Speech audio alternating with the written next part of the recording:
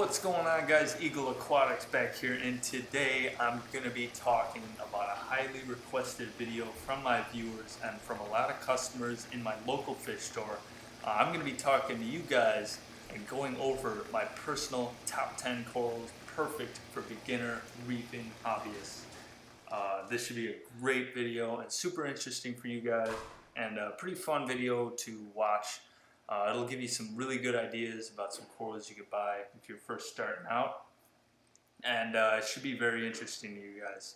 I'm going to be talking about individual corals, not specific groups, and why I think personally these corals are a great choice for beginners. So hope you guys enjoy the video and find it interesting. So let's start with number 10.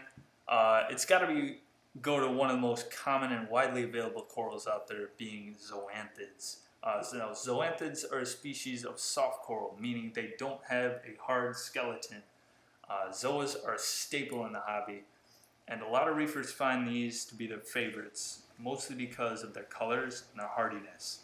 These are some of the most colorful corals in the reef hobby, and come in some of the craziest patterns, and can be some of the most diverse species in the hobby, which can also make them, unfortunately, be some of the most expensive.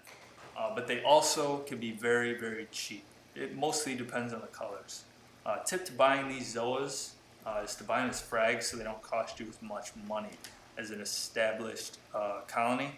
You will appreciate getting a smaller piece because these can be some of the fastest growing corals if the conditions in your tank are right. They don't require very intense lighting, so you can get away with using some lower quality saltwater reef lights. Still good, like ones I recommend, like fluvial reef lights, marine lands, current LED lights. They make some pretty good low-tech reef lights.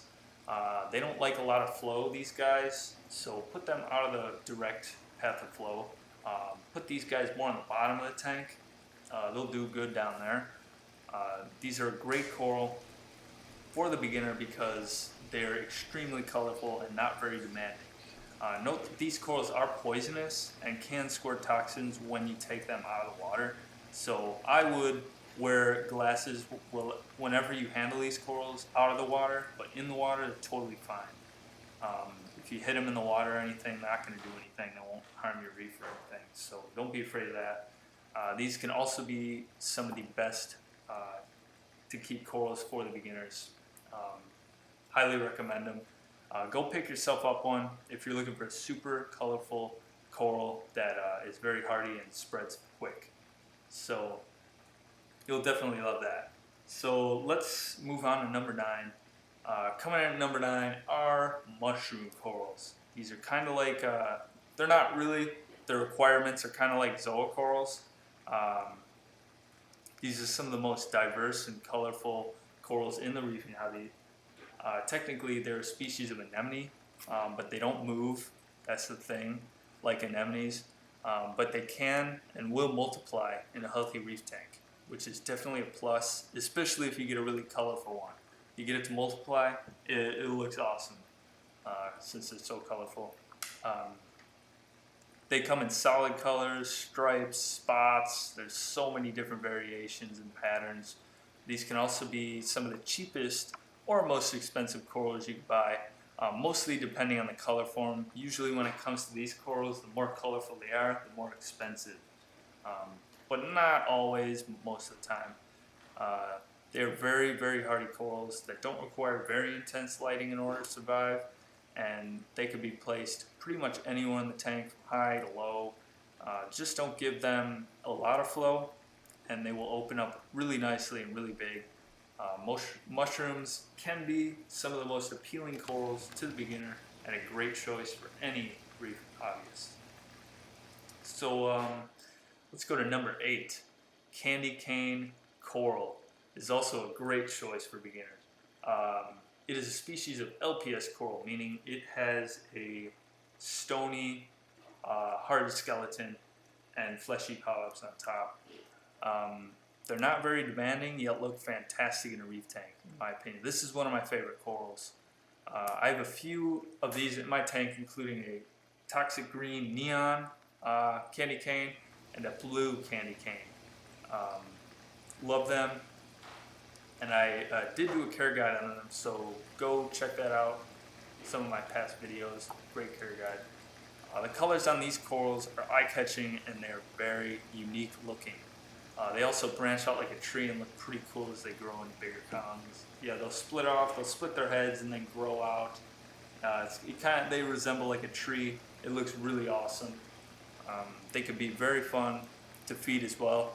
When their sweeper tentacles are exposed, usually at night, squirt some like coral food in them. They close up really fast. It's really, really cool to see. I find them to be some of the most hardy corals in my tank, considering one of them survived almost being stung to death by my tube anemone. Half of them got stung and still survived. They don't require very high light, so a simple setup would work for these guys. They also don't like a lot of flow because they will close up like any other LPS coral if they get too much flow on them. This is a very cool coral and one of the most affordable ones on this list. Also definitely consider these guys for your reef tank. Let's go to number 7. It's probably the best SPS coral for the beginners. If you're starting a more high-tech reef tank to start out with some pretty good lights, some pretty good filtration and good flow, you'll be able to keep SPS corals if you do it right. Now, bird's nest corals, in my opinion, are the ultimate and best SPS coral, considering their growth rate and requirements. Now, if you are wanting to start on this hobby, like I said, with some good lights and filtration, then this is a perfect coral for you. Don't be scared of the SPS name because they're known to be hard to keep. Because I found this coral to be easier to keep than some of my LPS corals. He opens up and grows faster than a lot of them. Now this coral will require higher light levels and higher flow, so make sure you have a good setup. If you have all that, you will be very successful with this coral. Mine grows like a weed, and I've already flagged off multiple pieces and grew new colonies from that. This is probably the most rewarding coral in my tank right now because how fast it grows, and the colors on them are awesome. I have a purple one, but they also come in like blue, green, purple, pink. Awesome corals. They look awesome. Hence the name bird's nest corals. This coral grows much like branches on a tree and is one of the most unique looking corals in my tank right now. Place this coral towards the top of the tank so it can get the most light, because SPS corals do require a lot of light. In my opinion, this is the ultimate beginner SPS coral if you have the right lighting and flow. Another great beginner LPS coral is the long and short tentacle plate corals. Plate heliofungias, fungia plate corals, whatever you want to call them. Personally, one of my favorite corals of all time to keep. These are truly awesome coral to keep and so easy to care for. They have some great colors and look different than most corals I've kept and most corals out there. It is a flat coral with a big mouth in the middle, which makes it super fun to feed. I feed mine brine shrimp, and you can put the food in its tentacles, and then it slowly drags and opens its mouth to eat it. It's pretty awesome. I did a time lapse. Go check that video out. It's pretty cool. Place these guys on the bottom of the tank in the sand for the best results, and they'll do best down there. Like other sand-dwelling corals, they don't like a lot of flow, and will start to recede if too much flow is on them. They also don't need a lot of light, these corals. Plate corals don't, so put them in the sand. That's where they belong. They don't need a lot of light. They'll do perfect down there.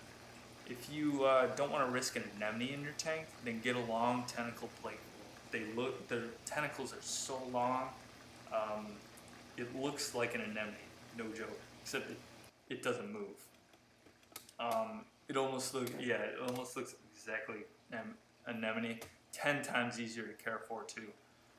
These are great corals for the beginner day.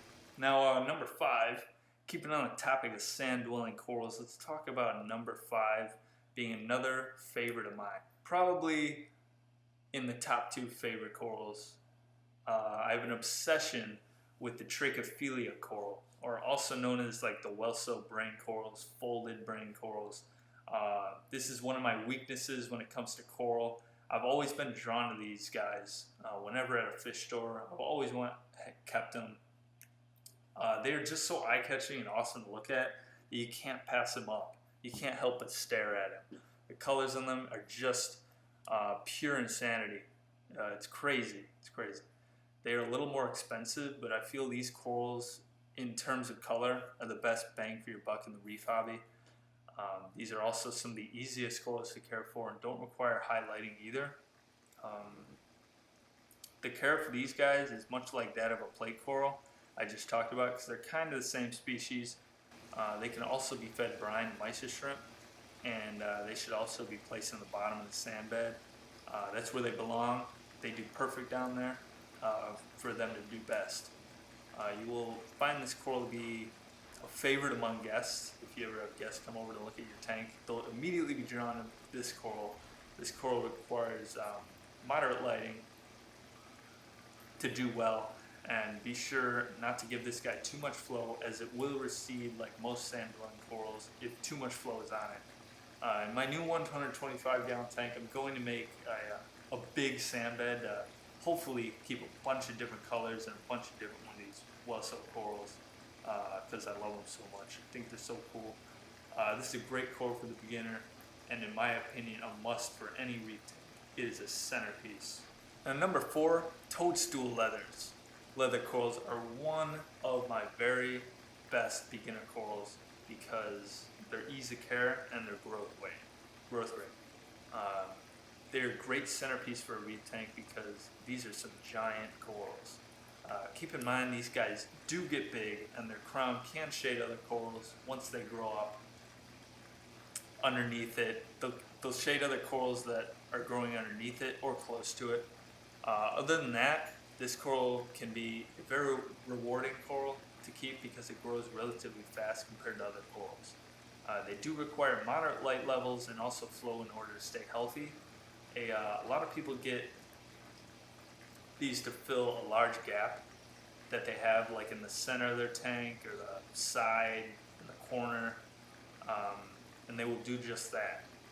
They are usually tan to green in color and are not very expensive either. These, for their size, I believe they're not very expensive. They're a peaceful coral and won't sting or bother other corals, although they do carry a toxin inside of them, like all soft corals, and will release it if threatened. But in my experience, I haven't seen this toxin have any negative effects on me or my reef tank.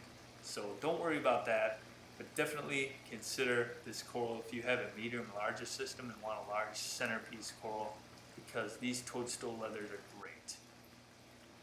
Now, continuing on to number 3, continuing with the leather corals, let's go to number 3, being the colt coral.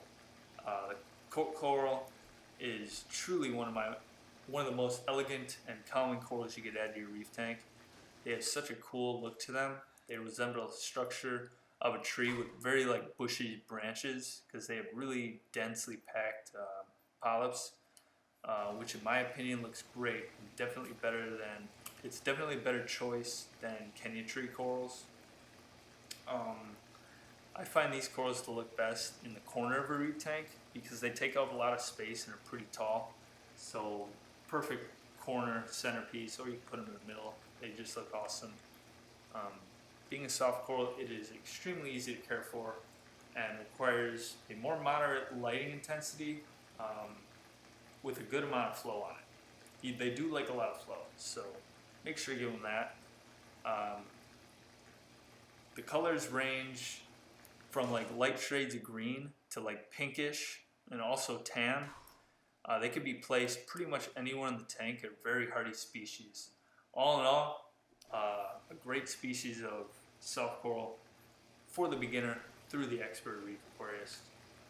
Just a great filler coral, and it looks great. And number 2 has to go to one of the coolest class of LPS corals, being Euphyllia corals. This is like a group of 3 different corals in one. Euphyllias are your hammer corals, your torch corals, Frogspawn corals, all those guys. They all resemble the same appearance, except their pops are a little different on each one. These have to be my personal favorite corals to keep. I find them to be the most engaging, combined with the movement they create when the water flow hits them, and some of the insane colors on them, on these corals. I've kept all these species throughout the years and have found them to be very easy to care for and some of the most fun corals to keep. They don't need very intense lighting and do good in a little bit of flow.